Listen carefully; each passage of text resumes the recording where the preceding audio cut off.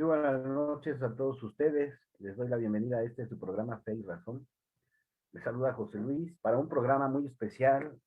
El día de hoy, bueno, pues tendremos un invitado muy especial. Él es Pablo Javier Dávoli. Les voy a leer un poquito de quién se trata nuestro invitado. Pablo Javier Dávoli nació en la provincia de Santa Fe, en Argentina, el 11 de febrero de 1975, en la festividad de Nuestra Señora de Lourdes, en el seno de una familia católica. Es un abogado, académico, escritor y periodista argentino. Durante gran parte de su juventud formó parte activa del movimiento apostólico de Schoenhaus. Tiene una amplia trayectoria académica, cursó sus estudios primarios y secundarios en el Colegio de Nuestra Señora del Rosario, de los Hermanos Maristas. Es abogado por la Facultad de Derecho y Ciencias Sociales del Rosario, de la Pontificia Universidad Católica Argentina, a donde se tituló en el año 2000. Ha cursado la maestría en Inteligencia Estratégica Nacional de la Universidad de La Plata y el doctorado en Derecho de la facultad antes mencionada. Desde el año de 1995 se ha desempeñado como docente de diversas asignaturas y en diversas universidades. Es autor de varios libros. También ha escrito decenas de notas y artículos sobre diferentes temas de política, filosofía, geopolítica, política y derecho constitucional. Materias estas en relación a las cuales también ha dictado gran cantidad de disertaciones y conferencias en distintos ámbitos. En el mes de agosto del año 2011 participó en el encuentro de su santidad Benedicto XVI con los jóvenes docentes universitarios en el Escorial, esto en el Reino de España.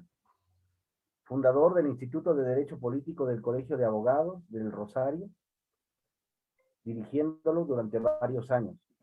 Desde el año 2011 pertenece a la Comisión de Evangelización de la Cultura del Arzobispado del Rosario, actualmente presidente del Ateneo Cruz del Sur. Entre su trayectoria periodística, podemos decir que ha trabajado en la conducción de 4 programas de radio distintos en la ciudad de Rosario. Asimismo, ha participado en varias ocasiones, invitado a participar como panelista y entrevistador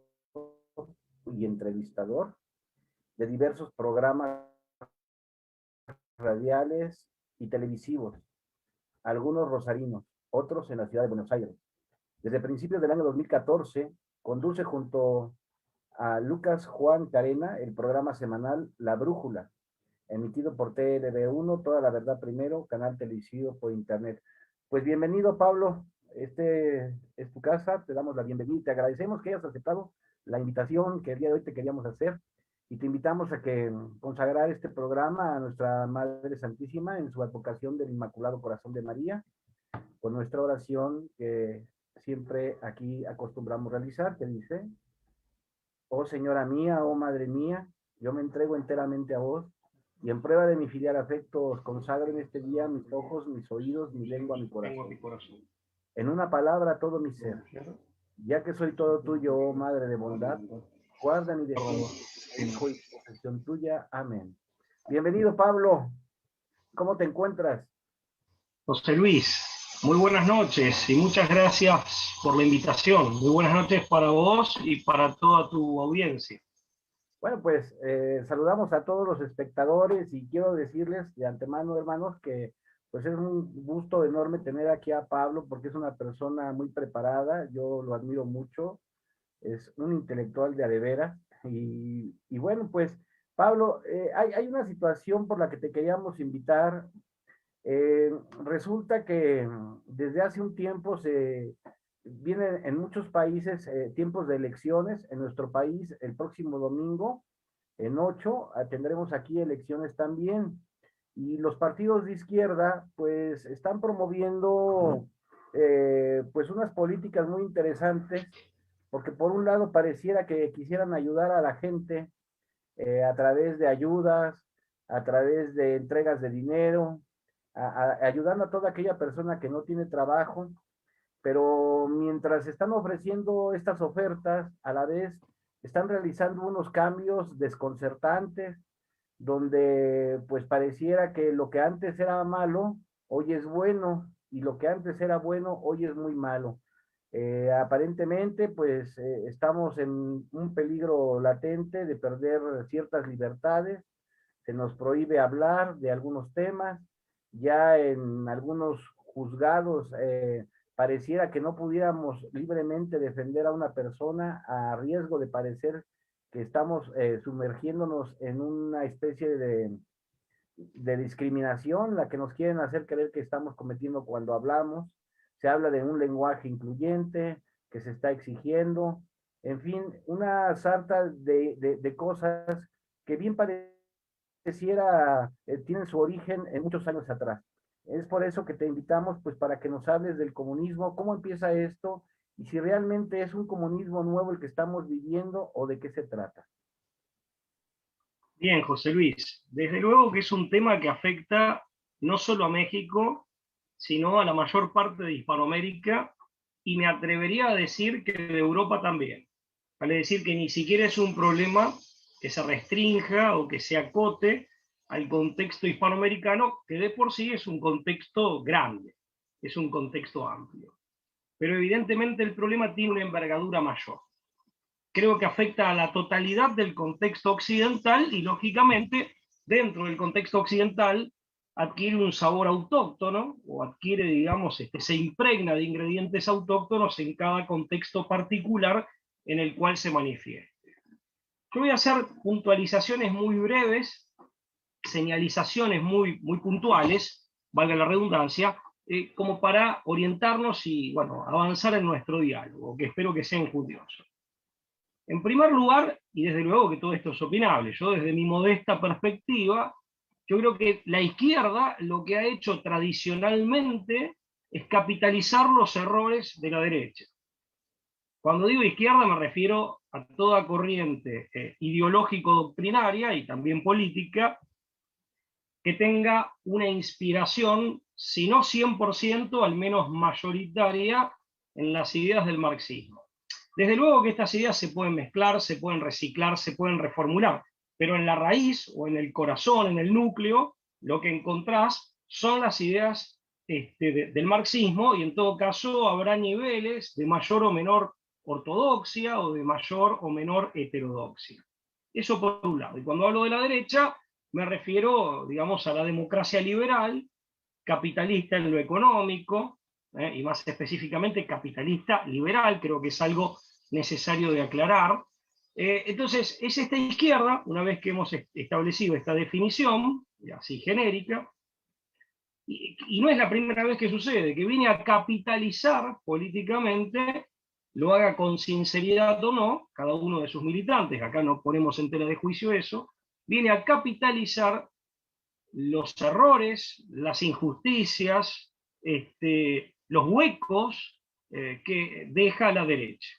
Lo que pasa es que la derecha también está sumamente limitada en cuanto a lo que puede hacer, y esto es importante señalarlo. Esa es la primera observación que me gustaría realizar. La segunda observación es, y tiene directa relación con la última aclaración que hice respecto de la imposibilidad de la derecha en términos de democracia liberal capitalista de no cometer ciertos errores. Es como que está condenada a cometer ciertos errores y a producir determinadas consecuencias, más allá de la voluntad subjetiva de sus adherentes y militantes. La segunda observación es que tanto esa derecha como esa izquierda comparten una matriz común. Y esa matriz mejor dicho, es de donde proviene, en mi modesta opinión, el auténtico problema. ¿Cuál es esa matriz común? La matriz ideológica, doctrinaria del iluminismo.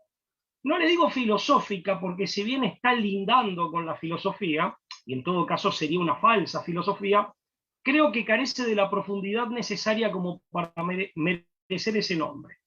Pero es una matriz, un basamento, un fundamento genérico, una raíz ideológico-doctrinaria, lindante con la filosofía, ¿eh?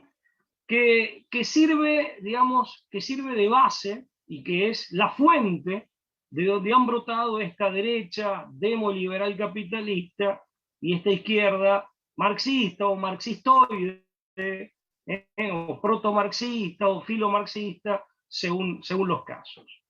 Pero ambos sectores, que en la superficie están en pugna y son contendientes, ambos sectores se nutren de la misma raíz y por lo tanto, si bien cada uno los manifiesta de manera diferente, en definitiva replican o repiten los mismos errores. Los mismos errores que vienen en la base. Después cada uno comete errores que son particulares, ¿no? En este sentido, se nota, porque cuando aparece esto, lo decía aquí en Argentina, lo manifestó en diversas ocasiones, incluso lo escribió, por ejemplo, en uno de sus libros más célebres, que es un libro de fines de la década del 60, La Hora de los Pueblos. Aquí en Argentina decía Juan Domingo Perón, decía, por eso, cuando aparece un tercero en discordia, estos dos extremos no trepidan, no hesitan ni por un instante en unirse, en coaligarse para enfrentar a cualquier tercero.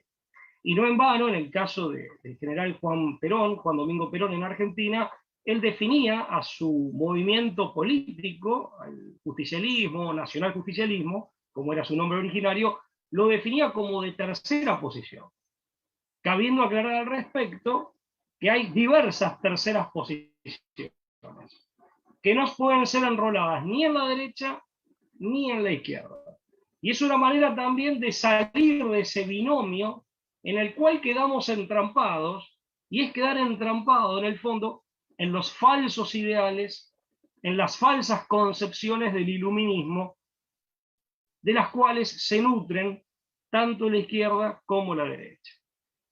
Esa es la otra observación que hay que hacer. Y de hecho ha habido vasos comunicantes, ni siquiera secretos, con alguna discreción en todo caso, o con alguna, digamos, con algún reparo o algún disimulo, pero tampoco total o completo, pero desde la irrupción de los regímenes comunistas, ha habido vasos comunicantes con los regímenes políticos del así llamado, en la Guerra Fría, el mundo libre. Es decir, este otro mundo demoliberal capitalista, pero desde antes de la Guerra Fría, ¿no? O sea, todos sabemos que el mismo Marx recibió el financiamiento del clan Rothschild. Entonces, esto Bakunin lo decía, Mijael Bakunin decía desde el anarquismo, hacía la crítica al marxismo diciendo los comunistas tienen un pie, ya en esa época, ya en el siglo XIX, tienen un pie en el movimiento revolucionario del cual el propio Bakunin formaba parte, como dirigente anarquista y como exponente del anarquismo colectivista, pero el otro pie lo tienen apoyado sobre la banca, ¿no? Sobre el sistema bancario. Y esto no es nuevo, o sea, sabemos también del financiamiento de grandes casas bancarias con sede principal en la City londinense, en Wall Street, en Nueva York. Sabemos que también ha habido un financiamiento, entre comillas, muy generoso. Sabemos del apoyo que, por ejemplo, el clan Rockefeller, a lo largo de la década del 20 y con posterioridad, ya estando Stalin en el poder, que sería el sujeto más maligno de todos los que gobernaron la Unión Soviética, el apoyo que dieron a la Unión Soviética y cómo intentaban convencer al resto de sus compatriotas o conciudadanos estadounidenses de que no eran los monstruos que en rigor de verdad eran los dirigentes de ese régimen, que fue un régimen genocida. Entonces, estos vasos comunicantes y esta cooperación, al menos de alto nivel, discreta, disimulada, tampoco es novedad. La tercera puntualización que quisiera hacer ahora, José Luis, y vos interrumpime cuando consideres que no me quiero extender demasiado, esto es lo que quiero decir. Pero la tercera puntualización a realizar es cuando a mí me dicen, pero quienes buscan ahora, ya en el siglo XXI, habiendo terminado la Guerra Fría, habiéndose extinguido la Unión Soviética, cuando ya casi nadie reivindica el comunismo ortodoxo, el comunismo ortodoxamente marxista. Sin embargo, ¿por qué se habla de un neocomunismo a ese nivel? Bueno, porque si bien no se trata de la ortodoxia marxista, sí hay muchos rasgos en común.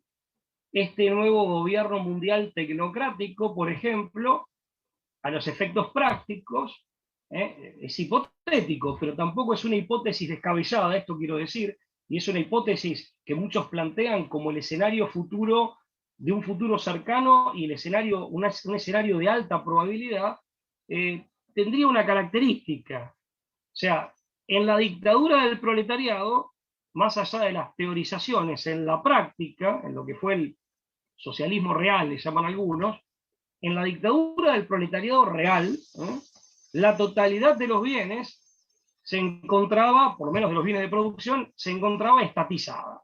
Ahora, el Estado estaba en manos del partido único. Y ese partido único tenía una cúpula que era la dueña fáctica del mismo. De manera tal que, más allá de las teorizaciones y a los efectos específicamente prácticos o puramente prácticos, el resultado era que una pequeña, minúscula camarilla, una oligarquía de partido, era la dueña de todo. Lo cierto es que el capitalismo globalizado, y este capitalismo 2.0 que ya ha dejado de ser liberal, ya no puede serlo ni necesita serlo, termina conduciendo a un escenario similar, a un escenario análogo, no solo similar, sustancialmente análogo, en donde prácticamente la totalidad de las riquezas naturales y de los bienes de producción se encuentran oligopolizados en una pequeña camarilla, ya no una oligarquía de partido, pero sí una pequeña camarilla de usureros, ¿correcto? Y esto lo digo en el sentido técnico de la expresión, de especuladores financieros y de usureros. Un proceso de mega concentración de la riqueza universal, en donde en última instancia todo queda sujeto al señorío tiránico de unos pocos, y todos los demás terminan o en la miseria o trabajando bajo las órdenes y al servicio de esa minoría explotadora, por así decirlo. Y no creo estar exagerando. Entonces, se arriba a un escenario. El socialismo real presentó un escenario o derivó en un determinado escenario, y es el mismo escenario en lo sustancial, al menos desde esta perspectiva socioeconómica, al que se arriba habiendo seguido la dinámica del capitalismo, que supo ser liberal, pero que ya no lo es, porque ya no puede serlo, ni quieren sus principales promotores serlo. Pero esto ya lo dijo tempranamente en 1931, en la encíclica Quadragésimo Anno, lo había explicitado muy bien Pío XI cuando decía que la libre concurrencia, es decir, la libre competencia en el mercado libre, movilizada o motorizada por el egoísmo y con la complicidad de un Estado que hacía caso omiso y no intervenía frente a las injusticias que allí se producían, esa libre concurrencia, bajo esas condiciones, se había suicidado, se había suprimido a sí misma. Ahí es un capitalismo que ya estaba empezando a dejar de ser liberal porque ya no podía serlo. Como si ese capitalismo liberal primigenio que algunos ingenuamente intentan reivindicar ahora, como si pudiéramos retroceder al siglo XVII, por su propia lógica no hubiera conducido a ese escenario, cuando en rigor de verdad ha sido así. No digo que adrede, pero ha sido así. Entonces, objetivamente hablando, entonces el Papa Pío XI decía que a esa libertad económica que se desentendía de la justicia o que la daba ingenuamente e ideológicamente por presupuesta a la justicia en las relaciones económicas, esa libertad económica motorizada por el egoísmo, que había reivindicado o habilitado al egoísmo, en definitiva había terminado o estaba terminando en dictadura económica, dando lugar a nivel internacional, y haciendo un análisis ya no socioeconómico, sino político-económico, pero internacional, Pío XI decía, al imperialismo clásico, que él le llama nacionalismo económico, en una expresión que tal vez en Hispanoamérica constituye una confusión hoy en día, por lo menos en Argentina, no es, y lo digo muy modestamente, pero no es, al menos en nuestro contexto, la expresión ideal, porque aquí esas palabras tienen otra connotación que es más bien positiva. y no se refieren a lo que se refería el pontífice al que estoy refiriéndome, y un nuevo tipo de imperialismo, que era el imperialismo internacional del dinero, basado en la especulación financiera y en la usura. Se llega entonces, ¿dónde está la concomitancia con el comunismo? Que el socialismo real, la dictadura del proletariado en la práctica, nos conducía a un escenario de mega concentración de riqueza en una oligarquía de partidos, por la vía del Estado totalitario y autoritario de partido único que se apropiaba de todos los medios de producción. Este otro escenario conduce, digamos, conduce al mismo desenlace, pero por la vía de un libre mercado que deja de ser libre y que anula el principio sobre el cual había crecido, pero lo anula no tanto por una intervención ajena al sistema, sino por un defecto de programación o un defecto inherente al sistema. ¿Cuál es concretamente? Y creo que hay 2 o 3 errores de base ahí. Pensar que las relaciones de competencia son mejores en términos de eficiencia para la creación, la circulación y la distribución de la riqueza económica que las relaciones de cooperación. Primer error, un error en cuanto a la eficiencia, mayor o menor en términos de crear, hacer circular y distribuir riqueza que las relaciones de cooperación. Segundo error, la habilitación del egoísmo como actitud socialmente útil o que eventualmente podría llegar a arrojar resultados que puedan ser beneficiosos. Ese es otro grave error. Y el tercer error, bueno, hay varios, pero el tercer error concretamente es pensar que en la pugna de los intereses egoístas, en esa pugna, digamos, descarnada en el contexto del libre mercado, es una suerte de jovesianismo de mercado que se va a arribar a posiciones de equilibrio y a términos justos de pacto y contratación, términos justos de negociación. Como decir, bueno, yo quiero comprar este celular al menor precio posible, despreocupándome de si el precio que yo pretendo es justo o no, y usted me lo quiere vender al mayor precio posible, despreocupándose o haciendo caso omiso de si lo que usted me exige en calidad de precio es justo o no. Y de esa manera, en esa pugna, el pensamiento liberal clásico que sostiene que de la pugna resulta, independientemente de la voracidad egoísta en cuanto a la maximización del propio beneficio de cada uno, un resultado objetivo de equilibrio y de justicia. Ese es otro gravísimo error. La justicia la hacemos los hombres y la hacemos voluntariamente, o no es, o no se hace. Entonces, casi que es atribuirle al mercado atribuciones propias de la divina providencia, que sería la única fuerza de la realidad que es capaz de extraer algo bueno, o la posibilidad de algo bueno a partir de un mal. Solo Dios puede hacer eso. Eso está claro. Pero bueno, por lo menos para quienes somos creyentes. Entonces, no me quiero desviar tanto, pero y las otras concomitancias que hay entre, digamos, este capitalismo, ante todo financiero, de globalización y mega concentración de riqueza, y el comunismo, es que en definitiva, en los dos hay una visión materialista, de la cual se alimentan, ¿no? En el comunismo es un materialismo, si se quiere, bueno, dogmático, es un materialismo declarado, militante, y que forma parte de los propios dogmas ideológicos. En el caso del capitalismo, es un materialismo, digamos, tácito, es un materialismo que no está presente como dogma ideológico o como pauta doctrinaria, pero que sí aparece como, en definitiva, sí es propiciado como estilo de vida, ¿se entiende? Es decir, está tácito, porque en definitiva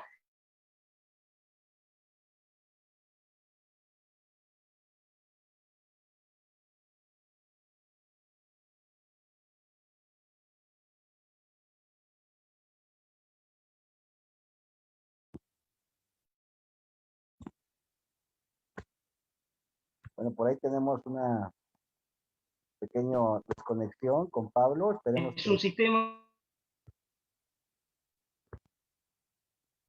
práctico, o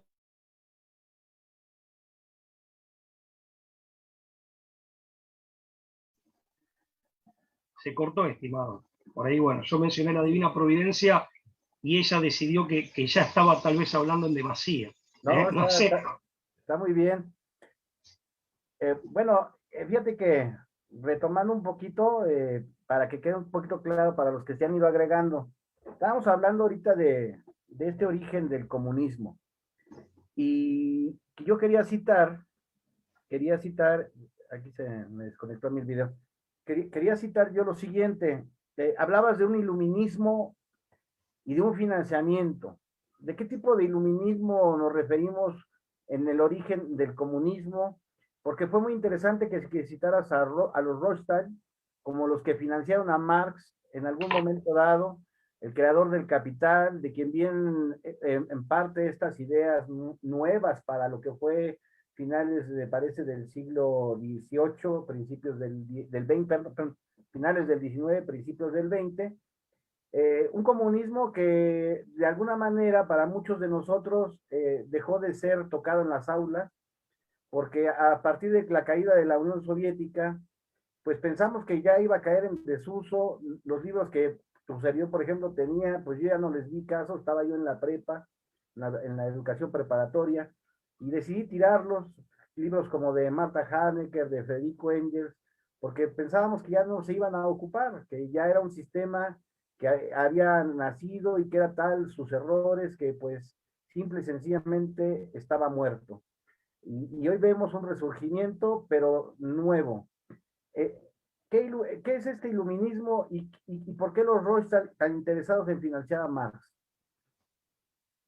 Bien.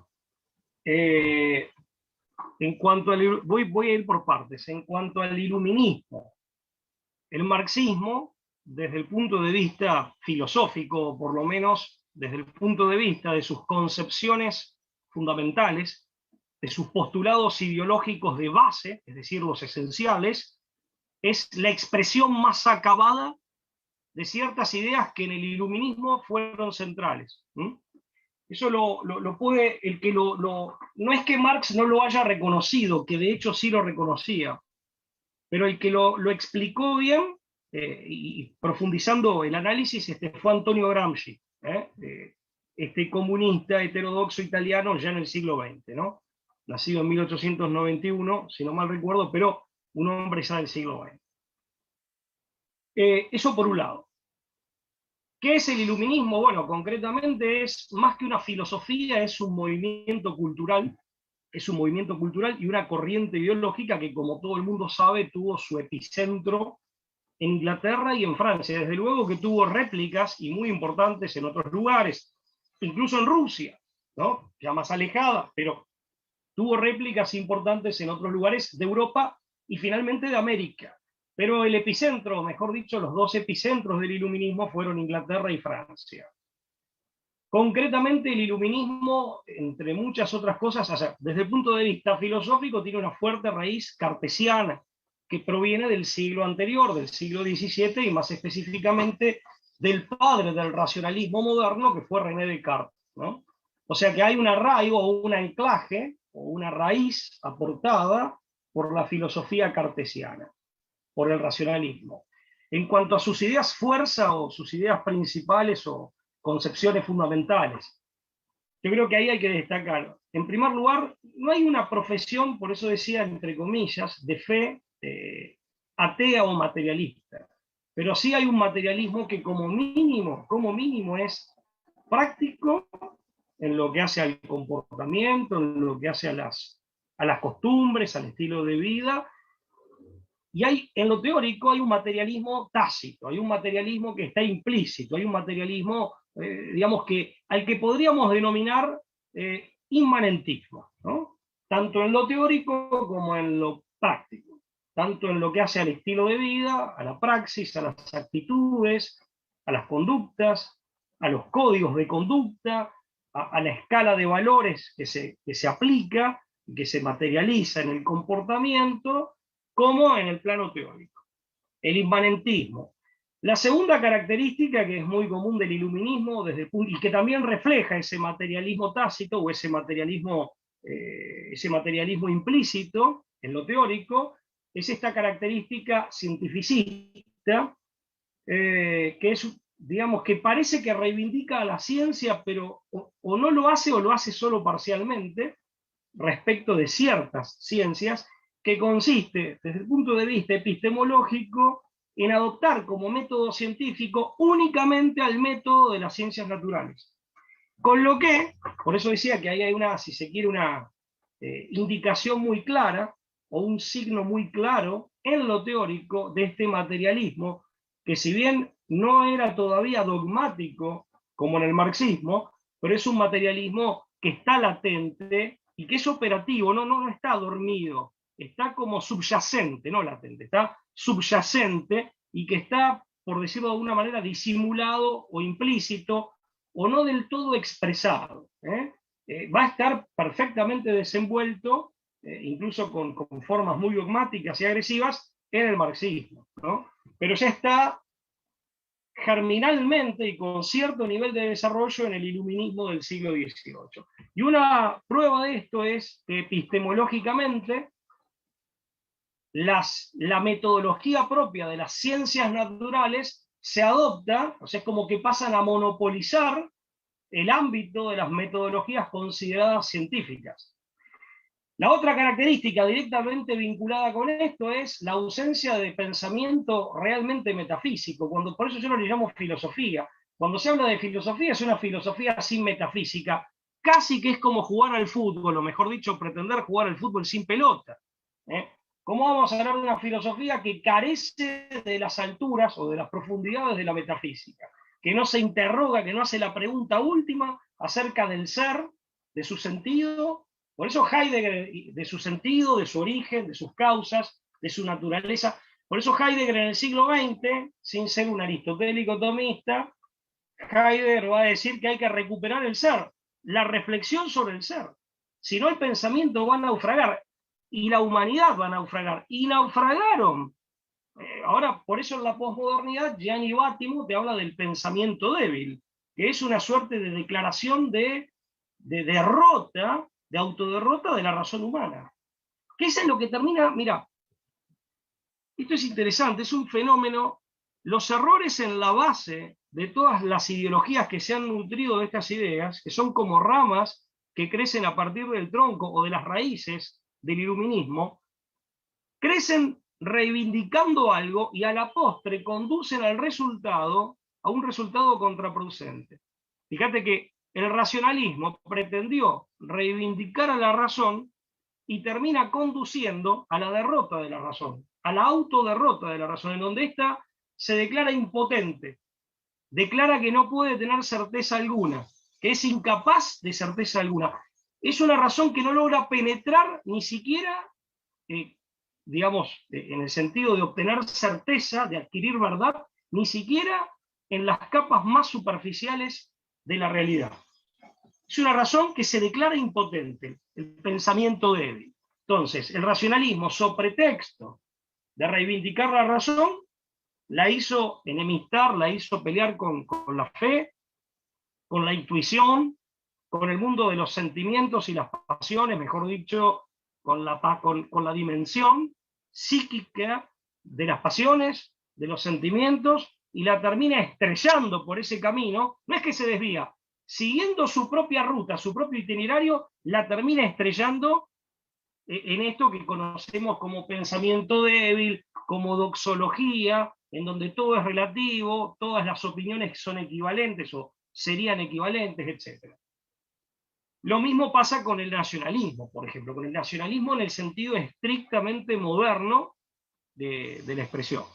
So pretexto de reivindicar a la nación, termina desustancializándola, es decir, desconociendo el fundamento étnico, etnocultural, identitario de las naciones. Se pretende reivindicar la idea de la nación y paralelamente lo que se hace es definirla como un adocenamiento de gente a través de un contrato y, como decía Renan, el francés Renan, mediante ese plebiscito cotidiano que es la voluntad, como si fuera un consorcio en un edificio, o como si fueran los condóminos en una propiedad común, en donde siguen y dicen, bueno, seguimos siendo vecinos porque queremos seguir siendo argentinos, mexicanos, alemanes, japoneses o lo que sea. Y es intercambiable para ellos esto. O sea que para esta gente, si yo me voy a Japón, y me dan el documento de identidad japonés, y al mismo tiempo me reconocen los mismos derechos y me cargan o me atribuyen los mismos deberes que a cualquier otro ciudadano japonés, para ellos yo ya soy japonés. Pero ¿a quién se le puede ocurrir semejante tontería? Como si la nacionalidad en términos sustanciales, en términos esenciales, en lo que realmente es, fuera como un pullover o un saco que uno se lo quita y se pone otro. Yo siempre les digo a mis alumnos, no, yo estoy felizmente condenado a ser argentino, y a donde yo vaya, la argentinidad viajará conmigo, porque forma parte constitutiva de mí, porque forma parte constitutiva de quien yo soy. No es todo, pero es una parte constitutiva esencial de quien yo soy. Por eso está mal dicho cuando uno dice, bueno, si yo fuera canadiense, pero mire, no sería usted, salvo que sea canadiense. Pero en tal caso no utilizaría ese tiempo de verbo, ¿no? No conjugaría así. Bueno, pero me desvío. También la modernidad ha hecho eso, el iluminismo que está en el corazón de la modernidad ha hecho esto. En el corazón, no, bueno, sí, cronológico está a mediados, está bien, y está en el corazón ideológico de la modernidad. En definitiva, reivindica en los nacionalismos modernos, al estilo del nacionalismo francés del siglo XIX, reivindica la idea de nación, fundamentalmente en contra de la Iglesia católica, quiero decir, ¿no? En contra de Roma, en contra del ideal imperial que venía del medioevo y se remontaba a la antigüedad pagana. Y era también un palo para España, era para golpear a España también, porque España, que había construido el imperio de las Españas, y entonces era una federación de naciones, e incluso era matriz de nuevas naciones. Las naciones hispanoamericanas modernas son naciones nuevas, nacidas de una matriz, y nacidas a partir de un proceso de mestizaje étnico-cultural que es único en su tipo en la historia humana. Es único en su tipo. Cada nación hispanoamericana es el producto de un mestizaje étnico, cultural, particular, que ha dado lugar a una nueva nación en el sentido sustancial de la expresión, en donde cada una aporta una etnicidad que hace a su esencia comunitaria, más allá del emparentamiento que existe en estas naciones. Entonces, era una manera de criticar también la obra que España, junto con los otros pueblos, incluyendo los pueblos originarios o aborígenes, como se les quiera llamar, esto tiene modas, ¿no es cierto?, que había cuando llegan los españoles, que había en Hispanoamérica, en definitiva, lo que se estaba construyendo en esta parte del mundo y en otras, en el contexto de ese ideal imperial que se remontaba o que retomaba en plena modernidad el ideal imperial medieval cristiano, que a su vez estaba fundado en el ideal romano, pero cristianizado.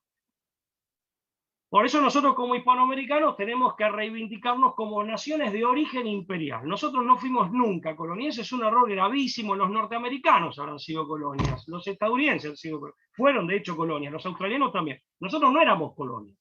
Nosotros tenemos un origen imperial, y podríamos extendernos largamente en ese sentido, con todo lo que esto conlleva. Pero bueno, sobre pretexto de reivindicar, vuelvo al iluminismo, el ideal de la nación, al mismo tiempo la desustancializa o desconoce su sustancia y define a la nación como el conjunto de los ciudadanos unidos entre sí, o sea, un mero amontonamiento de gente unida, unificada mediante un pacto o contrato, o sea, por su libre albedrío, y siempre aparte de ese pacto o contrato, se celebra, cada individuo lo celebra persiguiendo su bien individual. Y un bien individual que es definido y es considerado, también es otra utopía, es considerado como ajeno al bien común. En todo caso, el bien común para ellos, o como distinto. El bien común, en todo caso, en el mejor de los casos, es el resultado de la sumatoria de los bienes individuales. Eso para el pensamiento específicamente liberal, cuya matriz, como decíamos, o su raíz es iluminista. Entonces, son varias características que podemos mencionar. Después, bueno, la compartimentalización de la ciencia, ¿no? Esto de considerar que cada disciplina científica, esto es propio del enciclopedismo, que cada disciplina científica constituye un compartimento estanco que no dialoga, que no tiene vínculos con las demás disciplinas. Hay una fragmentación del conocimiento. Hay un deterioro de la idea de causa. Con Aristóteles se pensaba la causalidad como un fenómeno de 5 dimensiones, había 5 tipos de causa, acá solamente nos quedamos con la causa eficiente. Entonces hay un empobrecimiento del razonamiento. Aparece por primera vez, justamente por ese materialismo sutil, pero operante, y esta epistemología reduccionista a la metodología de las ciencias naturales, y encima fragmentaria, porque se fragmentaban las ciencias naturales entre sí, pero está esta idea, esta tendencia a la cuantificación, que quedó tan presente y tan viva en el pensamiento anglosajón, fundamentalmente el pensamiento estadounidense. Ustedes vieron que los estadounidenses son afectos a hacer fórmulas matemáticas de todo, pero además, encima, la idea es, pretenden tener una comprensión de la realidad a partir de la cuantificación. Y lo cierto es que cuantificable es únicamente la materia. Son las realidades materiales las cuantificables. Esto no ha impedido o no ha disuadido a ciertos pensadores. Lamentablemente UNICEF en una época se hacía eco de esto, de decir, bueno, vamos a cuantificar la felicidad de los pueblos. Entonces yo me acuerdo en los 90, debo tener la revista por acá, lo leí en una revista de una facultad de ciencias económicas. UNICEF aplicaba la fórmula de un profesor estadounidense, cuyo nombre ya no recuerdo, una fórmula matemática con la cual se pretendía mensurar el nivel de felicidad de los pueblos. Era un disparate. Era un disparate, porque aparte tenía un nivel de, pretendiendo tener objetividad y seriedad científica y académica, tenía un nivel de aleatoriedad y de subjetividad enorme. Entonces el tipo medía, no sé, la cantidad, y aparte todo mediante el método de las encuestas, que también es muy común en los Estados Unidos. Bueno, es decir, si en un determinado conjunto poblacional la gente hacía las encuestas y decía, ¿usted cuántas veces come chocolate por día? ¿Le gusta el chocolate? Sí, ¿cuántas veces come por semana? Después decía, ¿usted cada cuánto tiene relaciones sexuales? Y queda satisfecho, o sea, resulta satisfecho. Entonces hacían toda una fórmula matemática estrambótica como para cuantificar y después hacer una especie de scoring, de ranking, del nivel de felicidad cuantificado. Bueno, pero el problema es que estos tipos tienen poder. Entonces, cuando tienen una idea, no solo se lanzan a aplicarla, sino que no la aplican solo para sí. O sea, la aplican y hasta convencidos de que hacen un bien sobre todos los demás, muchas veces de manera inconsulta. Y tienen los medios como mínimo para difundir esto. Por eso yo insisto en que, me desvío un poco y vuelvo, es necesario desde Hispanoamérica desarrollar las usinas de pensamiento propio, desde la propia particularidad y del propio fundamento cultural, para el desarrollo de soluciones frente a los problemas que nos compelen o que nos desafían, que sean soluciones adaptadas a nuestra forma de ser, a nuestros ideales, a nuestra escala de valores, a nuestras tradiciones, a nuestras creencias, y además como una propuesta al mundo, ¿no? O sea, después si la quiere tomar otro pueblo, que también le resulta, bueno, es una propuesta alternativa. Pero hay que tener cuidado con eso, ¿no? Pero bueno, ahí me desvío un poco. Bueno, volviendo al tema. Esto digamos, no en la superficie, pero en una primera capa. Si vos me apurás, José Luis, y me decís qué hay detrás del iluminismo en el fondo, a ver, y desde luego que esto no es una acusación a la totalidad de quienes han participado de este movimiento cultural, de esta corriente ideológica tan amplia, no es una acusación personal, aparte no podría serla, solo Dios lo sabe. Ni mucho menos es una acusación personal a quienes con posterioridad y hasta nuestros días adhieren a estas ideas, ¿no? Y a este estilo de vida y demás. Pero si vos me apurás con esta importante salvedad, si vos me apurás, yo creo que en el fondo de ese iluminismo hay luciferismo. Y ahí toma realmente su nombre. Pero a través de sujetos como, bueno, tempranamente, en Gran Bretaña, en Inglaterra más específicamente, John Dee, que fue, pero eso es como un antecesor, ¿no? Este hombre que fue tan importante para que logre la reina Victoria llegar al poder en Inglaterra y después en Gran Bretaña y finalmente el Reino Unido. En el siglo XVIII, más propiamente, bueno, 1776, hay que acordarse que Adam Weishaupt un alemán de origen judío que se había convertido al catolicismo, no sabemos si con sinceridad o de corazón o no, que había ingresado a la congregación de los jesuitas, que de hecho egresa y sigue como profesor dentro de la congregación jesuítica, finalmente se va de la congregación de los jesuitas, de la orden de los jesuitas, se retira, apostata del catolicismo, en el cual se había hecho bautizar, y en 1776 crea la Orden de los Iluminados de Baviera. Los Iluminados de Baviera, esta secta no tuvo mayor importancia, al menos en ese contexto y en ese momento originario, producto de una redada policial y de un allanamiento que respondía a otra razón, a otra causa. Se descubren los papeles, en Baviera se los persigue, se los proscribe, se los persigue, se van a Estados Unidos y a través de Phi Beta Kappa, que era una logia de tipo masónica, que formaba parte del mundo universitario y que había tenido mucho que ver con la independencia de los Estados Unidos, también en 1776.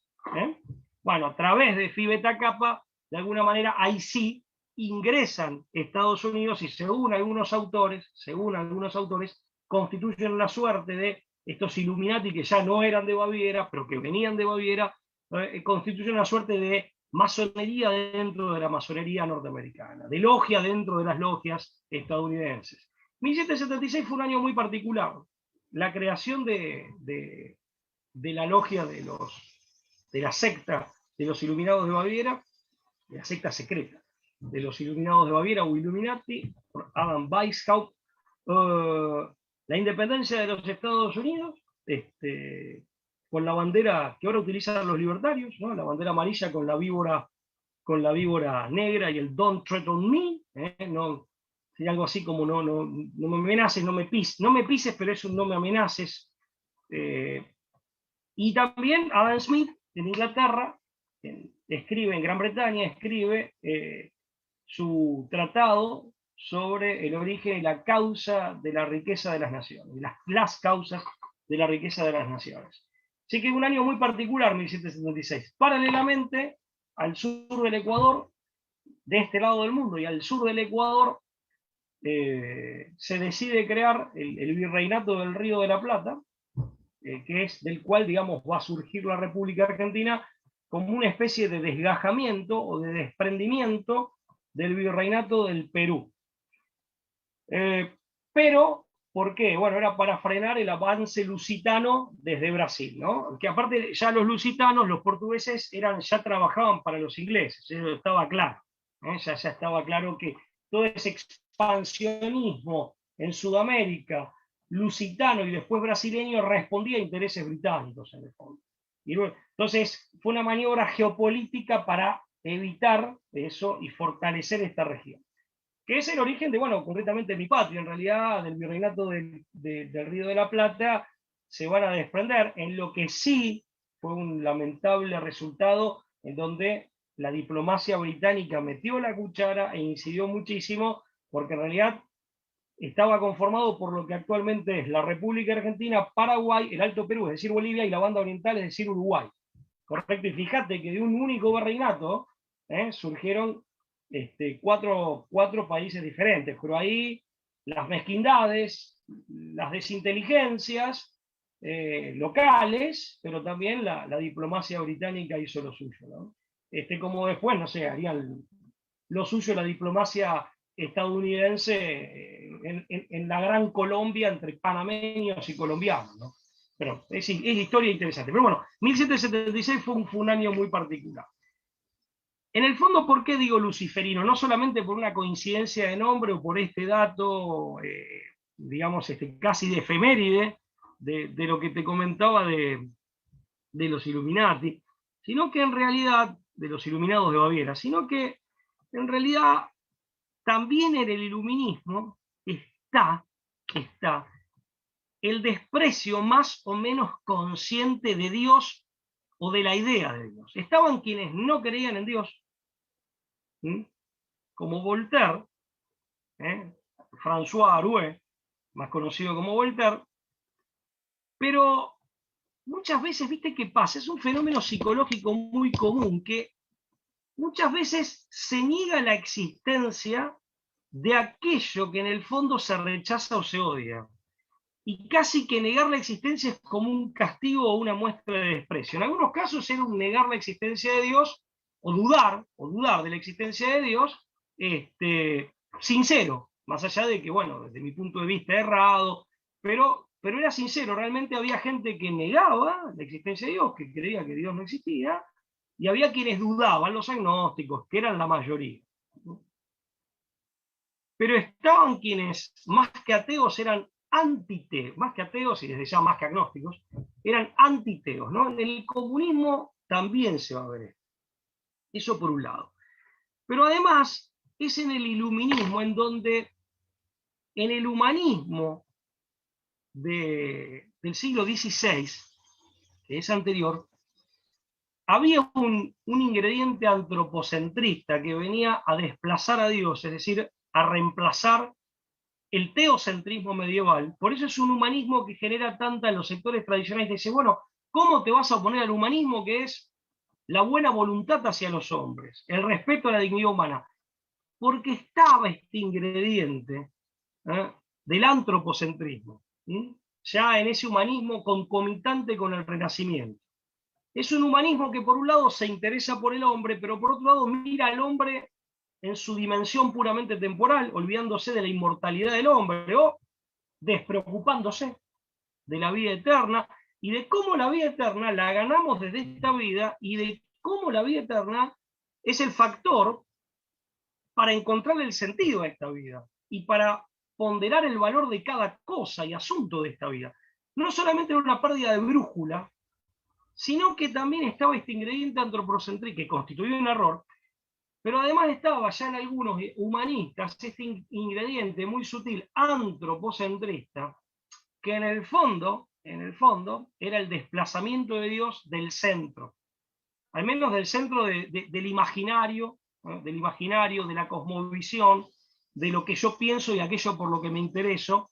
Y ahí hay claramente una intencionalidad prometeica que es luciferina, porque es la tentación de la serpiente, seréis como dioses. Ese pasar a ocupar el lugar de Dios. A ver, y el iluminismo lleva esto, a conciencia o no, tiene esta impronta, mucho más que en el humanismo de la época del Renacimiento, donde esto está en ciernes. Uno lo puede olfatear nada más. En el iluminismo lo puede ver, y aparte hay episodios muy claros. La Revolución Francesa, cuando sacan de Notre Dame en París a la Virgen María, la estatua de la Virgen María, y ponen que era una prostituta aparte, obviamente no la Virgen María, sino la estatua de la diosa razón, era diosa razón. O sea, la razón humana endiosada, representada por una prostituta, y yendo al sitial devocional que ocupaba la estatua de la Virgen María. ¿Se entiende? Sí. Fíjate que oyéndote Entonces, ahorita, perdón, fíjate que es que oyéndote ahorita me recordaste el Papa Juan Pablo II. En 1984, el Papa Juan Pablo II lanza un discurso en el Estadio Nacional de Chile a los jóvenes y él les dice ahí, el hombre puede construir un mundo sin Dios, pero este mundo acabará volviéndose contra el hombre. Y es que en esta sarta de ideas, toda esta una batería de ideas que nos acabas de regalar, nos llevas a una situación distinta. Se habla del foro de Davos, y en ese foro de Davos hay una agenda que le llaman Agenda 2030, que ahora muchos políticos aquí en mi país andan repitiendo. Y el título de esa reunión es 2030, no tendrán nada y serán felices. Y con todas las ideas que tú has expresado el día de hoy, pues yo caigo en la cuenta de qué es realmente a lo que se refiere ese título, que se refiere a la pérdida del sentido inmaterial o del sentido espiritual, lo metafísico propio del ser humano, que es despojarlo de esa identidad interior, de esa búsqueda en lo espiritual de Dios, de la idea de Dios, para transformarla por una idea en donde el ser humano ya no tendría un sentido real para vivir su vida, sino que tendría prácticamente un mundo lleno de cambiado por placeres, un mundo cambiado por sinsentidos, en donde ya no es importante la familia, en donde ya no es importante tu misma identidad, y era llamativo que hablaras de esto, porque pues la nacionalidad, mucha gente piensa que es bueno andársela cambiando. Ahí está el caso de Chabela Vargas, cuando ella decía que los mexicanos nacemos donde chingada gana se nos dé. Una mujer que había nacido en Costa Rica y que así expresaba su deseo de ser mexicana. Este futuro, con estas ideas y con una metodología en donde vemos, como lo has dicho claramente, tienen el dinero, tienen el control pues, de la educación, de los medios de comunicación, eh, y que se citaba de manera discreta, a lo mejor como decías, pero también reveladora por algunos de sus miembros, como Aldo Huxley, o como en su libro de El Mundo Feliz, o como aquel libro de 1984. ¿Qué es, qué tan cercano, qué tan lejos estamos en estos momentos, desde tu visión, de estas ideas iluministas o Illuminati que hoy estamos escuchando aquí, Pablo? Bueno, yo considero que, a ver, si hablamos en términos teológicos, tenemos que hablar del factor demoníaco. Y el factor demoníaco opera mediante el engaño, ¿eh? El padre de la mentira, dice nuestro Señor Jesucristo, en el Evangelio, quiere la destrucción del hombre como criatura de Dios, como criatura dilecta de Dios.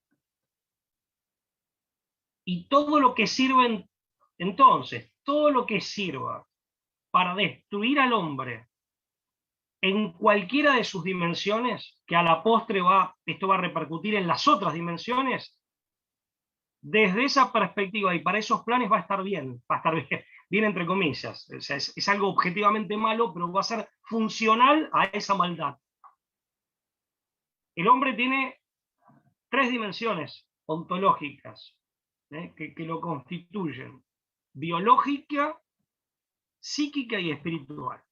Y tiene dos dimensiones transversales. Si estas tres primeras eran verticales, por decirlo de algún modo, las otras dos son transversales: la sexual y la social. ¿No?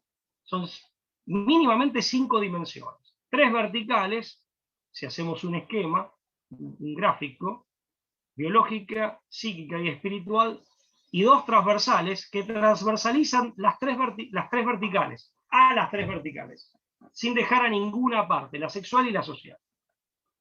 Todo lo que contribuya a tergiversar, trastornar, miniaturizar, insectificar, todo lo que contribuya a privar de forma, a deformar para finalmente subvertir, atrofiar y arruinar al hombre, estas fuerzas que van más allá de lo humano, pero que están por debajo de Dios, por supuesto, lo van a hacer. Y desde luego aquellos que ciega o lúcidamente se han colocado al servicio de estas fuerzas, ¿sí? Y trabajan a conciencia o no para estas fuerzas que son demoníacas. Eso desde una perspectiva religiosa y teológica, pero que necesariamente desborda incluso a lo biológico. Fíjate que no en vano son los, entre comillas, si se me permite la expresión, la licencia lingüística, son los apóstoles, por ejemplo, del control demográfico, del aborto y de la eutanasia, ¿no? Fíjate que han conducido a través del multiculturalismo en Hispanoamérica, según los países, todavía no se da tanto, pero los países de Europa Occidental los han conducido al suicidio demográfico, al invierno demográfico. Hoy los alemanes se están planteando seriamente, o por lo menos aquellos que han tomado conciencia, si en 250 años en Alemania va a haber alemanes autóctonos, o no. Entonces, por un lado o por el otro, atacando una dimensión o la otra, o varias de ellas al mismo tiempo, y el ataque necesariamente porque el hombre es un sistema integral, va a repercutir en lo demás, hay un ataque al hombre porque el objetivo demoníaco es la destrucción del hombre. Es la destrucción del hombre. De todos los hombres y de todo el hombre. Entonces, este nuevo sistema, vos lo podés mover muy bien. Cuando te dice, por ejemplo, incluso en lo económico, porque lo económico en el orden natural tiene un lugar, que no es el lugar sobredimensionado que le dio el capitalismo. Sea el capitalismo liberal, de libre competencia basada en el egoísmo, o sea el capitalismo de Estado, en el que termina en la práctica la dictadura del proletariado, tal como está previsto en la teoría, porque el economicismo en el marxismo también es un dogma que es expresión o traducción del materialismo.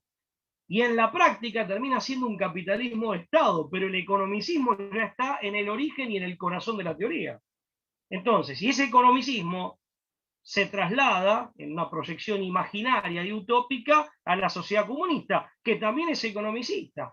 Ahora, estos tipos que han hipertrofiado, es decir, deformado por, digamos, por agrandamiento monstruoso, por exageración a lo económico, no solo han perjudicado las demás dimensiones de la vida social, de la vida del hombre en general, sino que han terminado agotando lo económico mismo. ¿Cómo? Colocándolo al servicio para ser devorado por el carácter parasitario de las finanzas especulativas. Yo no reniego de que el sector financiero tiene un servicio que puede servir a la economía real y de esa manera participar de manera útil del proceso de creación de riqueza material o de circulación de la misma. Pero las finanzas desembragadas de lo que no en vano se conoce como economía real, han logrado subordinar a la economía real y la parasitan, la devoran, se la fagocitan. Por eso tampoco los números no es simplemente una cuestión de acumulación de riqueza. Por eso también, en un mundo con capacidad para crear riqueza, gracias a la generosidad de la creación, pero también, y esto es un resultado indirecto de la creación, gracias al desarrollo científico-tecnológico, y digo de la creación porque la inteligencia nos la dio Dios, en un mundo donde no debiera haber pobres, los hay cada vez más y hay contrastes cada vez más groseros.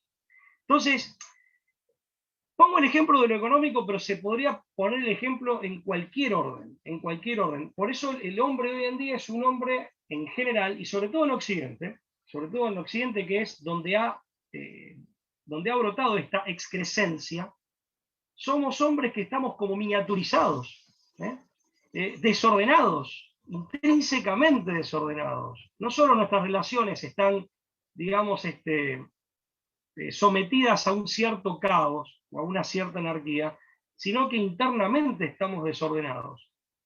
Y eso nos deforma, nos debilita, necesariamente nos va dañando y aparte hace que dañemos al prójimo. Y es un proceso de círculo vicioso, de sinergia negativa, entre las personas, entre las naciones, entre las clases sociales. Por eso el marxismo viene muy orondo y dogmatiza con mucha facilidad el conflicto de clases. Y el post-marxismo, ¿qué hace? O neomarxismo, le dicen, y otros dicen, bueno, ya no es más marxismo. No, es verdad, no lo es ortodoxamente, pero tiene un elemento del marxismo que está como transformado o reciclado. Bueno, no se habla más de lucha de clases, pero se instala la conflictividad, por ejemplo, entre los sexos, más allá de que se les llame géneros. Y esto permite, al hablar de géneros, la multiplicación de las identidades, en este orden de cosas, y por lo tanto la multiplicación de la pugna. Pero en el fondo es la misma, no solo la misma metodología, porque no se trata simplemente de una estrategia, sino que es de concepción, es un problema en la concepción. Es la concepción que dogmatiza el conflicto y utiliza el conflicto para instalarse. Pero es una concepción de base sobre el conflicto que lo dogmatiza. Bueno, ya no será un conflicto entre el proletariado y el sector patronal, la burguesía capitalista o como se le quiera llamar. Pero el conflicto sigue estando entre grupos. Y esos grupos a veces hasta se multiplican, proliferan, se los multiplica artificialmente para colocárselos en pugna. A ver, tampoco es tan nuevo, porque el mismo Engels, cuando hablaba sobre el origen de la propiedad, de la familia, la propiedad y el Estado, en definitiva, hablaba de las relaciones, ya está en el siglo XIX, entre todavía con ese esquema ortodoxo de digamos, de clase dominante y clase dominada, en realidad es, en todo caso, burguesía capitalista y proletariado son los últimos exponentes de la clase dominante y la dominada, ya hablaba de que entre varón y mujer se podía advertir una relación similar. En los 60 se lo va a llevar a jóvenes y viejos o adultos, los jóvenes contra los adultos. No es del todo nuevo tampoco, son como expresiones nuevas, con un nuevo ropaje y con nombres nuevos, de lo que en esencia es una vieja idea. Pero es una vieja idea que parte de la dogmatización del conflicto, y ahí el problema, dejando de lado las conveniencias políticas y digamos, y los intereses inconfesables, que muchas veces por conveniencia promueven esto, conveniencia política o económica. Si vamos a lo teórico, al campo de las ideas, ahí el problema está, y grave el problema está en la concepción. Por un lado, materialista, ya lo dijimos, ya más o menos nos explayamos al respecto. Por el otro lado está el problema de la dialéctica. El problema de la dogmatización de los conflictos y de, digamos, que en el fondo implica, desconocer la posibilidad de la conciliación, es negar dogmática y a priorísticamente la posibilidad de la conciliación, lo cual en el fondo es un rechazo de la idea de coherencia y armonía, lo cual en el fondo, más en el fondo, es un rechazo de la idea de orden, y en el fondo es antilogos, es el rechazo de la idea griega, de los grandes filósofos griegos, del logos como orden inteligente e inteligible, que también significa verbo, y por eso San Juan, cuando habla de Cristo como el verbo, es el logos. En realidad el logos, en el logos los griegos, los sabios griegos, logran prefigurar uno de los sentidos de Cristo. Claro. Entonces, de hecho, está escrito como logos, San Juan lo menciona como logos. Entonces, en el fondo es antilogos, y lo que tenés ahí es la idea dialéctica, que es una idea contradictoria, que vulnera el principio de no contradicción, que es un principio lógico elemental.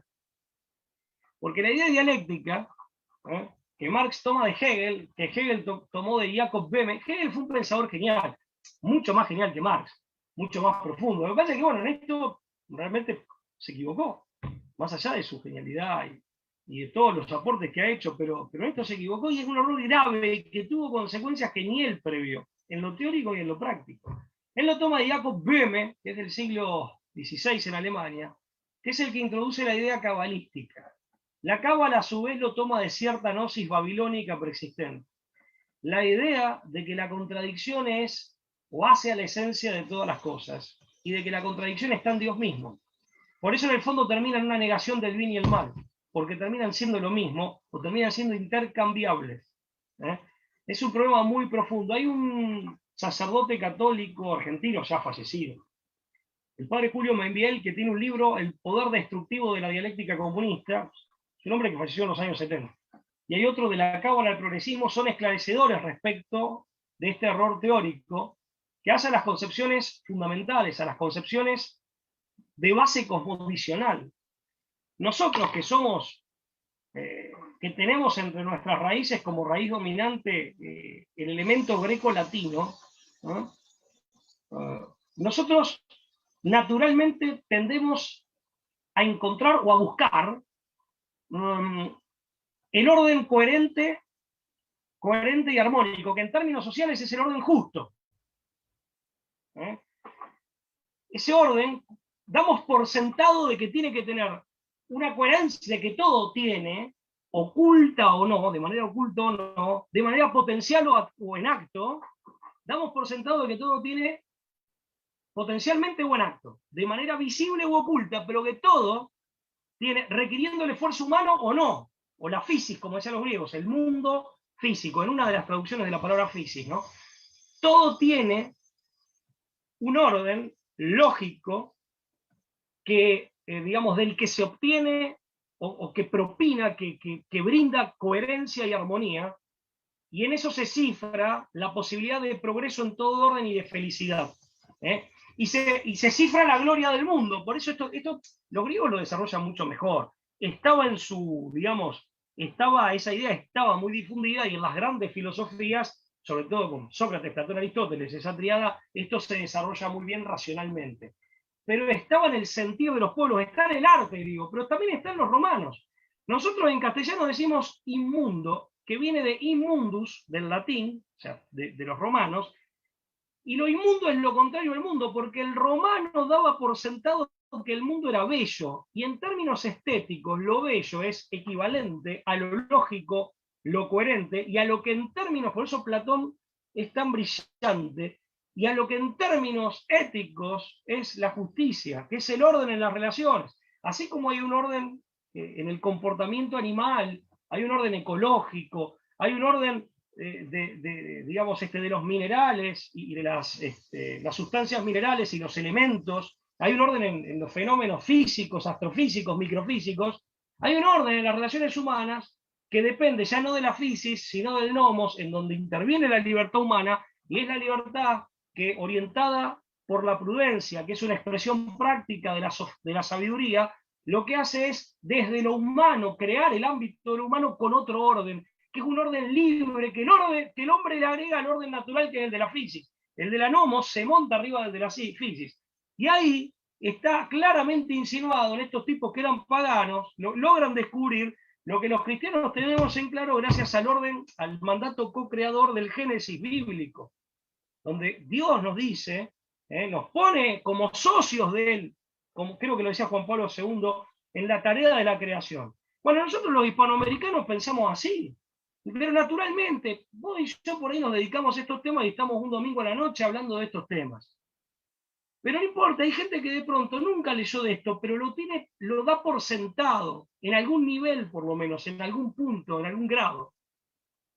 Es más, esta idea posmoderna de que las cosas no tienen sentido, o como se ve en la película de Superman y Batman, que se pelean, la última o penúltima, y en donde Batman le dice peyorativamente a Superman mientras lo golpea, le dice: pensabas que las cosas, que tu vida tiene sentido, nada tiene sentido, yo aprendí que las cosas hay que arrancarles un sentido a la fuerza. Bueno, no recuerdo bien, pero eran palabras así, o sea que el sentido es producto de una arbitrariedad que vos imponés por la fuerza. Eso es marxista, por ejemplo. Eso encaja, no es que sea marxista, digamos, no es que sea todo el marxismo, ni que el marxismo sea reductible a eso, pero esa manera de pensar respecto del sentido de las cosas encaja perfectamente, para que se entienda bien, encaja perfectamente en la mentalidad marxista y en el sistema ideológico marxista. Y sin embargo, también encaja perfectamente bien porque proviene de los postulados de los que tanto el demoliberalismo capitalista como el socialismo marxista se nutren, que son del iluminismo. ¿Se entiende? Lo que pasa es que es una expresión posmoderna de eso, que es a donde se termina arribando. Ahora, fíjate, porque el iluminismo intenta explicar la conducta humana y el sentido de la vida humana desde la materialidad. Como no puede hacerlo, desemboca en la falta de sentido, en el sinsentido existencialista, de las expresiones más radicalmente existencialistas, del siglo XX y digamos, del siglo XXI. El siglo XX, el existencialismo como corriente, y la posmodernidad, que es del siglo XX y del siglo XXI.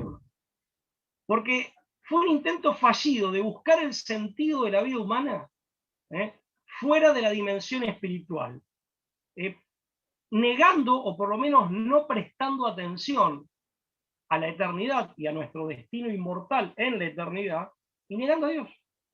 Que el marxismo lo que hace es, con un determinado basamento filosófico y una determinada propuesta política, lo que hace el marxismo es dogmatizar eso, esas tendencias y esas ideas, es dogmatizarlas y presentarlas como científicas. Cuando en rigor, de verdad, es ideología. Pero ahí, perdón, hago un resumen. El problema está en el materialismo, por un lado, que Marx tomó de Feuerbach, pero que es preexistente. Feuerbach era un claro ejemplo de un hombre ilustrado, declaradamente el ateo y materialista. Pero Ludwig Feuerbach. Pero el problema de la conflictividad y de la ilogicidad y del antilogos está en la idea dialéctica. Y ahí tenés el caminito Hegel, Böhme, Cábala, Gnosis babilónica. Yo lo estoy simplificando de una manera casi irrespetuosa, ¿no? Casi que con alguna insolencia. Pero bueno, es como para abreviar. Pablo, fíjate que ya nos hemos pasado un poquito de la hora, pero sí me gustaría arrancarte unos últimos pensamientos, unas últimas ideas, aprovechando que tú estás tan inclinado a este tema de la filosofía. ¿Cómo ves tú esta idea tan prometedora para las futuras generaciones del llamado transhumanismo y de la inteligencia artificial en un mundo en donde hay muchos seres humanos, millones de seres humanos, que ante el transhumanismo pues extenderán su vida y que con la inteligencia artificial pues no necesitarán trabajar? Se habla ahora de renta básica universal. Ya estamos viendo cómo los gobiernos populistas pues empiezan a dar esas ayudas, sobre todo en lugares como México. Y a la par de esto, vemos, por ejemplo, en lugares, y en específico cito Georgia, hay unas piedras que nos recuerdan Stonehenge, piedras que están en 12 idiomas, 8 modernos, 4 en idiomas antiguos. Y cito esto porque es una especie de mandamientos, y en el primero habla de mantendremos la población mundial en menos de 500 millones de seres humanos. Actualmente somos casi 8,000 millones. ¿Qué está por venir de acuerdo a esto que hoy hemos visto? Bueno, el problema demográfico es la clara demostración de que el sistema que esta gente ha construido no cierra. No es bueno, justamente porque no es justo, no tiene, digamos, no tiene coherencia intrínseca, tampoco es eficiente y sencillamente no cierra. Y como esta gente se empeña en su patético y gravísimo error, ¿eh? Se empeña en seguir con más de lo mismo, lo que pretenden es achicar la población mundial. Y eso es como decía un argentino ya fallecido también hace décadas, Arturo Jaureche, que decía: el problema del pensamiento ideológico es que si vos te pones el zapato derecho en el pie izquierdo, el tipo que tiene sentido común dice me puse mal los zapatos. En cambio, el tipo ideológico o ideólogo que dice tengo mal el pie. O sea, no piensa que se ha colocado mal los zapatos o que el problema está en el zapato. Él cree que el problema está en el pie. Y si tiene que cortarse los dedos del pie para que le entre el zapato, que sería su ideología, lo va a hacer. La preferencia de la propia ideología frente a la realidad. ¿Qué es lo que hacen lo que ha hecho el marxismo? Pese a que les ha indilgado el propio Marx esta actitud insensata, por decirlo lo menos, ¿no? Bueno, lo que él llamaba peyorativamente el socialismo utópico y demás. Y por eso esa autodenominación de socialismo científico. Bueno, entonces, respecto del control demográfico, primero, ¿cómo lo piensan materializar? Es para preocuparse, por lo que vos decías. Si somos casi 8,000 millones de personas y estas siglas, Georgia Guidestones, quieren de pronto quedarse con 500, para esta gente hay una enorme cantidad, el grueso de la humanidad, que sobraría. Con lo cual, amén de la preocupación seria, fundada, que esto concita o que esto suscita, te demuestra lo que te digo, que el sistema de esta gente no les cierra, y sea por cerrazón ideológica, por obstinación rayana ya en la locura, o sea por intereses egoístas, pero digamos de un nivel criminal, de un nivel tan malévolo que es criminal. Los tipos, en vez de cambiar el sistema o de revisarlo, lo que pretenden, de ajustarlo como mínimamente, lo que pretenden es suprimir población, porque en definitiva de eso estaríamos hablando, por duro que suene. Y desde luego que sería una... ni siquiera quiero decir barbaridad, porque, a ver, creo que eso queda, ese nombre o esa denominación queda chica acá. Sería algo satánico, algo diabólico. Eso en primer lugar. En segundo lugar, respecto justamente cuando hay orden en la comunidad organizada, cuando hay orden en la sociedad política, cuando hay orden en la polis, y ese orden, el único orden posible, como decía Platón y ratifica San Agustín de Hipona, es el orden justo. Hay lugar para todos, porque Dios tiene una lógica. Hay lugar y hay posibilidades para todos en una polis o en un conjunto de polis que son justas. El problema es cuando no hay justicia. Todavía el desorden lo causa el hombre. No es que Dios hizo mal al mundo con menor tamaño, menor capacidad atmosférica o con un sistema ecológico frágil o sin recursos naturales ni reservas naturales. El error no está en la creación. El error está en los sistemas que nosotros diseñamos sobre la base de la creación. Esto es muy fácil también, pero como son temas aparte, les resulta muy difícil endilgarle el cheque al creador. Pero el error está en el sistema que uno montó, no está en el mundo como escenario con todo lo que tiene disponible para que el hombre aproveche. Eso por un lado. En cuanto al transhumanismo, es más de lo mismo, nada más que más sofisticado. Una versión 2.0, una versión siglo XXI y tal vez XXII, mucho más sofisticada, pero es más de una afiebrada utopía que va a terminar colapsando. A ver, lo que voy a decir de la inteligencia artificial, esa gente confunde la conciencia con la información, que es el insumo de la conciencia. Cuando esa gente habla de la perpetuación o de la perdurabilidad de la conciencia, está hablando de archivar información y con un sistema de, digamos, de la así llamada inteligencia artificial, de organización y de ejecución de determinadas funciones previamente programadas por programas que sí tienen la capacidad de transformarse y ejercer o desempeñar funciones cada vez más sofisticadas, pero que en el fondo siempre responden a un automatismo. Eso no es la conciencia. ¿Vos te das cuenta que se les escapa hasta el concepto de conciencia? Confunden la conciencia con la información, que es el insumo de la conciencia. Es aquello con lo que la conciencia trabaja.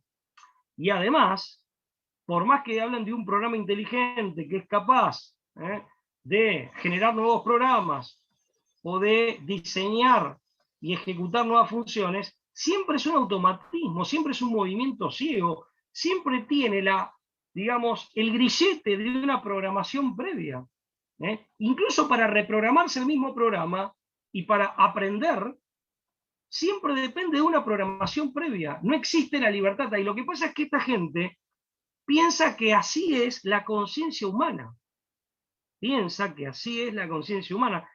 Yo no sé cómo hacen para interpretar ciertos datos de la neurología, por ejemplo. Yo ya ni te hablo de metafísica. ¿Cómo hacen para interpretar la sinapsis neuronal, por ejemplo? Que muchos dicen que es la manifestación física o lo que físicamente permite el libre albedrío de la conciencia. Que es una potencia de la conciencia inmaterial. La permite en el ámbito cerebral y neurológico la sinapsis. Yo no sé cómo ellos hacen para insertar en su ideología ese dato. El problema lo tienen no con lo que quieren hacer, el problema ya lo tienen en la base cuando piensan. Por eso también creen que el hombre, fíjate la película la nueva de Robocop, ellos creen que los sentimientos es una cuestión de, por ejemplo, de oxitocina. Y está demostrado por nuestra propia experiencia individual. Pero al mismo tiempo, por la propia endocrinología, como también hablando de dopamina, oxitocina, etc., por la neurología,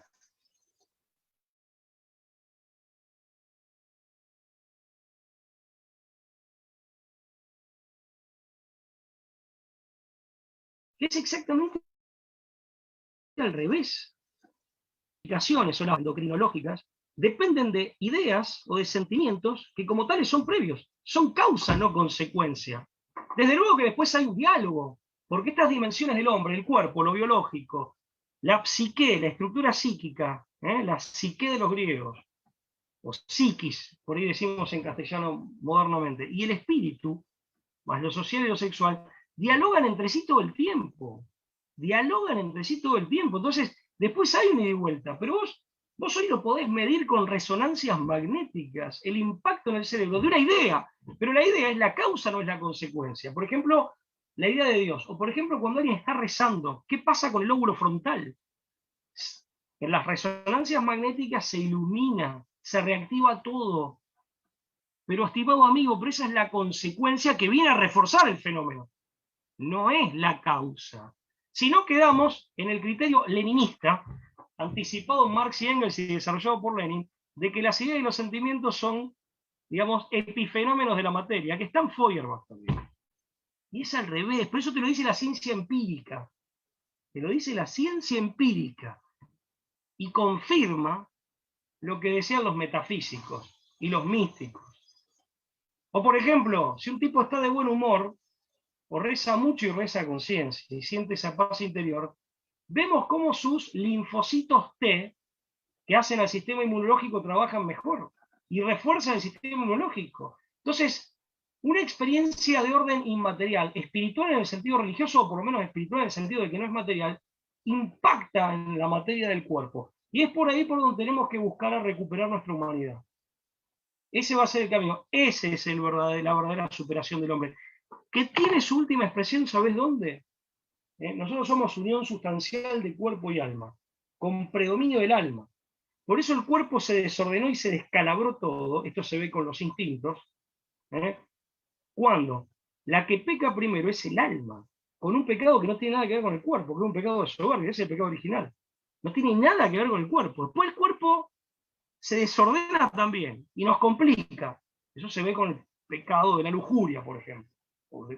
¿No? O sea, pero en realidad el cuerpo paga la factura, lo que primero se corrompió es el alma. Y siempre, como decían los medievales, la corrupción de lo mejor es lo peor. La corrupción de lo mejor es lo peor. Corruptio optimi. Bueno, la corrupción de lo mejor es lo peor. Nosotros somos unión sustancial de cuerpo y alma.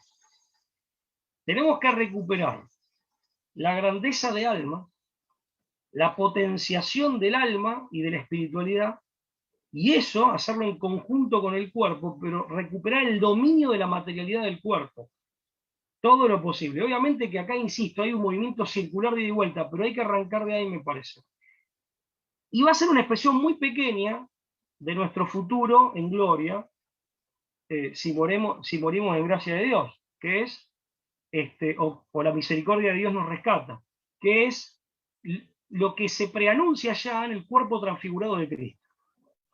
Que Cristo tenía cuerpo, pero es un cuerpo que pasaba las paredes, que levita y se va al cielo. Si bien comía, cambiaba de forma. Entonces, ese sería el estadio máximo, pleno y perfecto, en donde en la unión sustancial de cuerpo y alma, que es el hombre, el alma ya purificada, y el cuerpo también, recupera su señorío. Por eso lo vamos a experimentar ese nivel el día de la resurrección de los muertos, que en realidad es la resurrección de los cadáveres. Porque el cristianismo es una religión muy peculiar. Mucha gente cree, muchos cristianos creen que el cristianismo propone y promete la inmortalidad del alma, predica la inmortalidad del alma. El cristianismo no predica solo eso, predica también la resurrección del cuerpo y la transfiguración del cuerpo.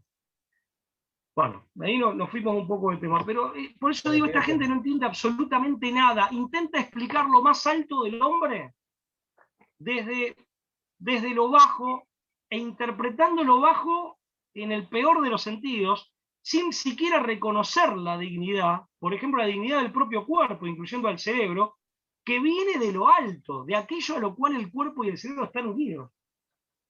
Y el otro error, fíjate, y termino con esto, y lo que también se traduce en esto es el pavor que esta gente le tiene a la muerte.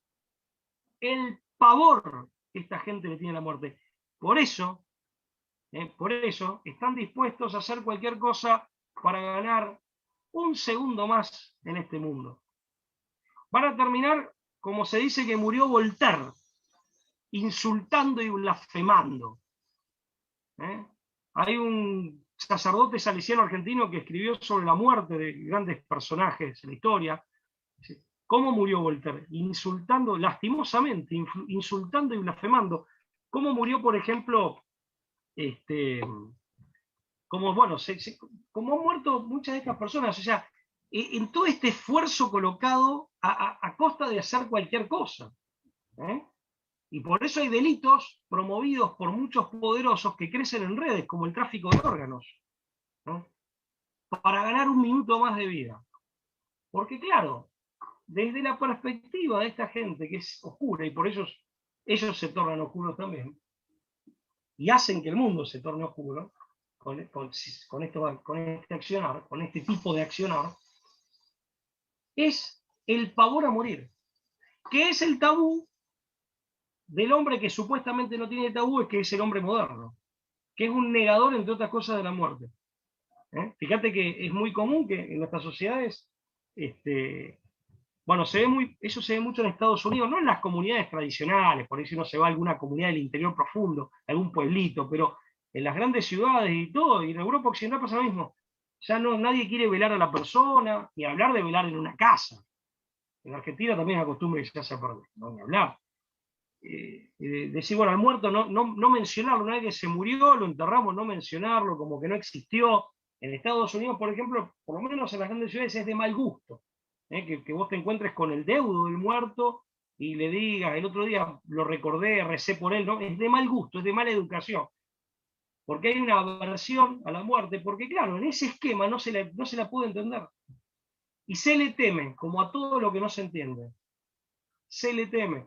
Es gente muy peligrosa, porque no hablo de los estadounidenses, del hombre común acá, por favor. Eso lo mencioné tangencialmente. Hablando de estas mega élites que adhieren a las ideas del transhumanismo, es gente muy peligrosa porque es gente, por un lado, muy ambiciosa, con mucho poder, con las ideas equivocadas y movilizada por un miedo enorme. Y no digo que todos, pero sí muchos, cediendo ante ese miedo, tal vez estén dispuestos a usar su poder para hacer cualquier cosa. En este caso va a ser arrebatar un segundo más de vida. Pero bueno, esa es la respuesta que ahora puedo dar, pero en todo caso en otro momento lo podemos profundizar el tema. Pablo, pues muy agradecido con toda la disertación, exposición de lo que tú sabes el día de hoy. Personalmente te comento, nos regalaste grandes ideas y una gran motivación al final, y lo cual yo creo que nos da tarea para toda esta semana, para ir repensando mucho el verdadero sentido de la vida. Y me recordabas al famoso escritor, un psicólogo que escribió en un campo de concentración, ¿cómo se llamaba? Víctor Frankl. Víctor Frank, que ante tanto dolor que estuvo viviendo en ese campo de concentración y ante tanto sufrimiento, ¿por qué la gente, aún en las peores circunstancias, deseaba seguir viviendo? Pues muchas gracias, Pablo. No, Agradecemos a José, nuestro a vos. auditorio. Agradecemos a nuestro auditorio y bueno, pues nos esperamos aquí en 8 días, donde tendremos en esta ocasión a los fundadores del movimiento Mater Filius. Muchas gracias y muy buenas noches.